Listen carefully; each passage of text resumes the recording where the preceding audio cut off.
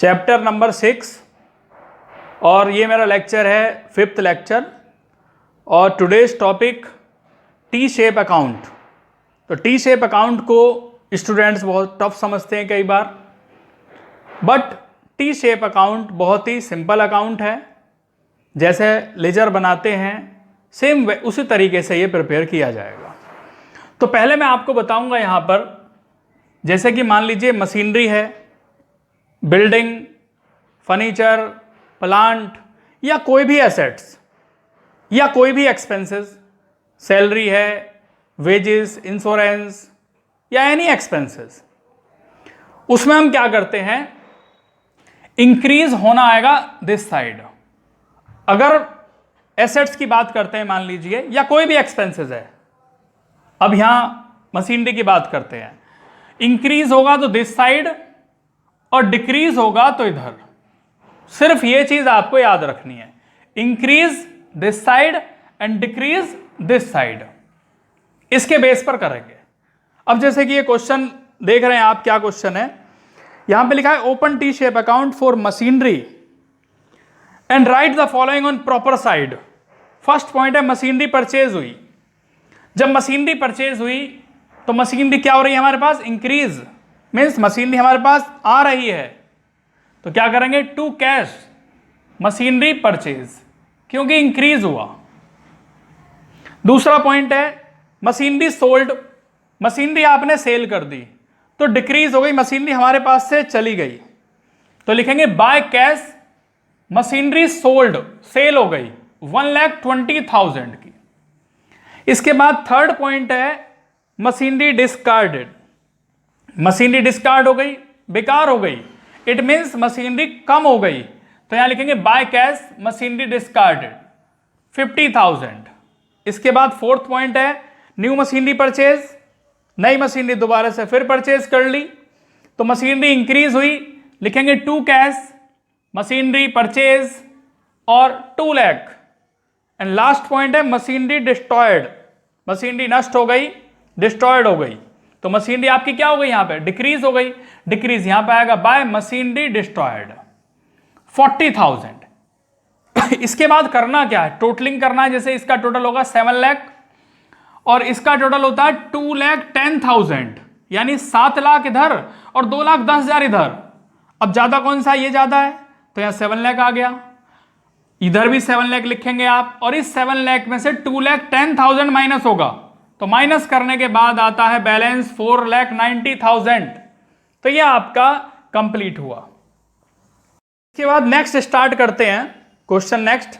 इसमें क्या बच्चों, अगर कोई लायबिलिटी है, क्रेडिटर्स है या कोई भी लायबिलिटी है, बिल्स पेबल है, आउटस्टैंडिंग एक्सपेंसेस हैं या कोई इनकम है, जैसे कि कमीशन रिसीव हुआ या कोई भी इनकम है, इंटरेस्ट रिसीव हुआ, सेल है, तो उसमें क्या करना है, इंक्रीज होगा वो इस this side, increase value this side. ये अपोजिट है जो मैंने अभी क्वेश्चन कराया उससे, जस्ट अपोजिट। और डिक्रीज दिस साइड आएगा। अगर कोई लायबिलिटी डिक्रीज होती है, सेल डिक्रीज होता है, तो वो दिस साइड, एंड इंक्रीज होना दिस साइड। अब इसमें फर्स्ट पॉइंट है, यहां लिखा है open T shape account of creditor रघुवीर and right the following transaction on the proper side. Purchase goods from रघुवीर ऑन क्रेडिट, हमने रघुवीर से खरीदा, क्रेडिट में खरीदा, तो हमारे क्रेडिटर इंक्रीज हुए हैं। यहां लिखेंगे बाय परचेज 50,000, क्योंकि अगर हम किसी से क्रेडिट में परचेज करते हैं तो हमारा क्रेडिटर इंक्रीज होता है, क्योंकि हमने उसे अभी पेमेंट नहीं किया है। इसके बाद नेक्स्ट आता है रिटर्न गुड्स टू रघुवीर, हमने रघुवीर को रिटर्न कर दिया। अब जब रिटर्न कर दिया तो हमारे जो क्रेडिटर थे वो डिक्रीज हो गए, और डिक्रीज हो जाएंगे तो लिखेंगे यहां पे टू गुड्स रिटर्न 5,000, 5,000 के कम हो गए। इसके बाद थर्ड पॉइंट है पेड टू रघुवीर 30,000, हमने क्रेडिटर को 30,000 का पेमेंट कर दिया, इट मींस हमारे क्रेडिटर कम हो गए 30,000 से। तो यहां लिखेंगे टू कैश 30,000 से आपके क्रेडिटर कम हो गए। इसके बाद नेक्स्ट है परचेज गुड्स फ्रॉम रघुवीर ऑन क्रेडिट, अगेन आपने क्रेडिटर से परचेज किया क्रेडिट में, तो क्रेडिटर फिर इंक्रीज हो गए, बाय परचेज 16,000 के क्रेडिटर इंक्रीज हो गए क्योंकि इनको हमने पेमेंट नहीं किया है, खरीदा है, परचेज किया है। इसके बाद नेक्स्ट पॉइंट है पेड टू रघुवीर 20,000। अब 20,000 का उसको पेमेंट कर दिया, इट मीन्स हमारे क्रेडिटर 20,000 से डिक्रीज हो गए, तो आपका यहां पे आएगा 20,000 टू कैश। इसके बाद क्या करना है, आपको टोटल करना है, तीनों पॉइंट का ये आता है 55,000 और इसका टोटल आता है 66,000। अब स्टूडेंट्स ज्यादा कौन सा है, ये वैल्यू ज्यादा है तो 66 यहां पे लिखेंगे और 66 यहां पर लिखेंगे।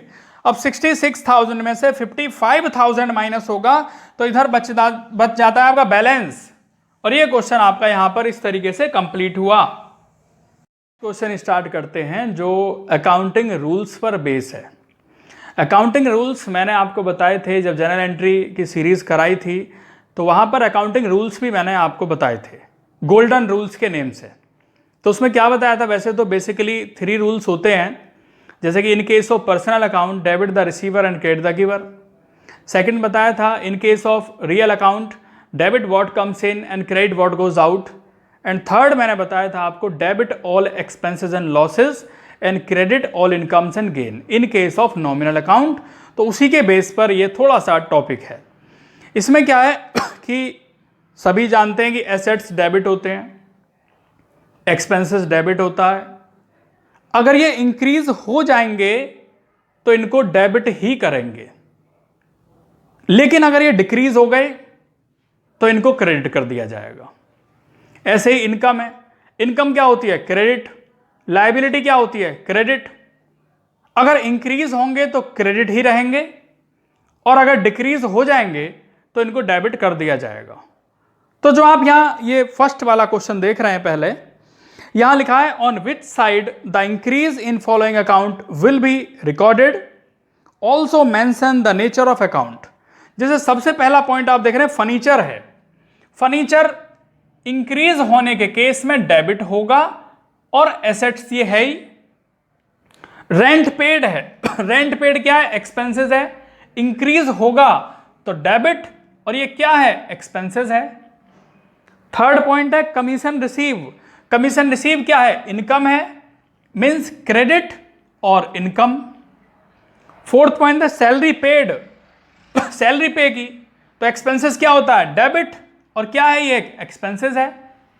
इसके बाद नेक्स्ट पॉइंट है प्रोप्राइटर अकाउंट। प्रोप्राइटर किसे कहते हैं, ओनर को कहते हैं, इन्वेस्टर को कहते हैं, जो बिजनेस को स्टार्ट करते टाइम पैसे लगाते हैं बिजनेस में, बिजनेस को स्टार्ट करने के लिए, तो वो क्या है, क्रेडिट है और कैपिटल है। इसके बाद 6 पॉइंट है डेब्टर। डेब्टर क्या होते हैं, डेब्टर एसेट्स होते हैं, करंट एसेट्स होते हैं और क्या होते हैं, डेबिट, डेबिट और एसेट्स। इसके बाद नेक्स्ट पॉइंट है क्रेडिटर। क्रेडिटर क्या होते हैं आपके, लायबिलिटी है और क्रेडिट होते हैं। तो ये आपका इंक्रीज होने के केस में था। अब नेक्स्ट क्वेश्चन भी आप करेंगे साथ में ही, उसमें क्या है लिखा है on which side the decrease in following account will be recorded, also mention the nature of account. तो नेचर तो बच्चों उसकी वही रहेगी, एसेट्स है तो एसेट्स ही रहेगा, लायबिलिटी है तो लायबिलिटी ही रहेगा, एक्सपेंसेस है तो एक्सपेंसेस ही रहेगा, इनकम है तो इनकम ही रहेगी। लेकिन चेंज क्या हो जाएगा डिक्रीज होने के केस में, जैसे कैश लिखा है पहले, तो कैश क्या हो जाएगा, रहेगा तो एसेट्स ही, नेचर तो एसेट्स ही रहेगी, लेकिन क्रेडिट हो जाएगा डिक्रीज होने के केस में। तो ये कौन सा केस चल रहा है आपका, डिक्रीज वाला। दूसरा पॉइंट है बैंक ओवरड्राफ्ट। बैंक ओवरड्राफ्ट क्या है, नेचर तो लायबिलिटी है उसकी और क्या हो जाएगा, डेबिट हो जाएगा, डिक्रीज होने के केस में उसे चेंज कर देंगे। नेक्स्ट है रेंट पेड। रेंट पेड क्या है, एक्सपेंसेस ही रहेगा लेकिन क्रेडिट हो जाएगा क्योंकि डिक्रीज हो गया। नेक्स्ट पॉइंट है आपका यहां पर आउटस्टैंडिंग रेंट। आउटस्टैंडिंग रेंट क्या होता है, लायबिलिटी और क्या हो जाएगा, डेबिट। ऐसे ही नेक्स्ट लिखा है, नेक्स्ट है प्रीपेड इंश्योरेंस। प्रीपेड इंश्योरेंस क्या है, एसेट्स है और क्या हो जाएगा, क्रेडिट, क्योंकि डिक्रीज हुआ है। इसके बाद लास्ट पॉइंट है आपका मनोज प्रोप्राइटर ऑफ बिजनेस। तो प्रोप्राइटर कौन होता है, जो पैसे को लगाता है, इन्वेस्टर, ओनर मींस कैपिटल और क्या हो जाएगा, डेबिट। तो ये क्वेश्चन आपका यहां पर कंप्लीट होता है।